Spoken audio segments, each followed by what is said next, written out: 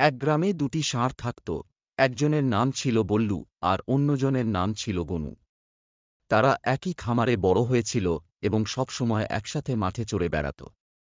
তবে বল্লু ছিল অহংকারী ও জেদি, আর গনু ছিল শান্ত স্বভাবের ও বুদ্ধিমান।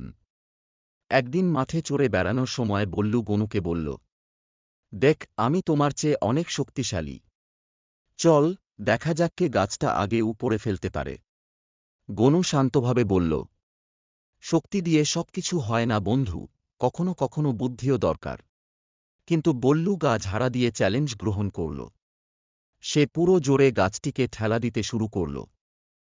অনেকক্ষণ চেষ্টা করেও সে গাছটিকে নাড়াতে পারল না। ক্লান্ত হয়ে হাঁপাতে লাগল। তখন গনু ধীরে ধীরে গাছের চারপাশে গিয়ে দেখল গাছের গোড়ায় কিছু মাটি নরম। সে তার শিং দিয়ে একটু একটু করে মাটি সরাতে লাগল এবং গাছের গোড়াকে আলগা করে ফেলল।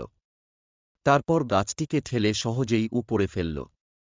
বল্লু লজ্জিত হয়ে বলল, তুই ঠিকই বলেছিলি, শুধু শক্তি দিয়ে নয়, বুদ্ধি দিয়েও অনেক কিছু জয় করা যায়। সেই দিন থেকে বল্লু আর অহংকার করত না।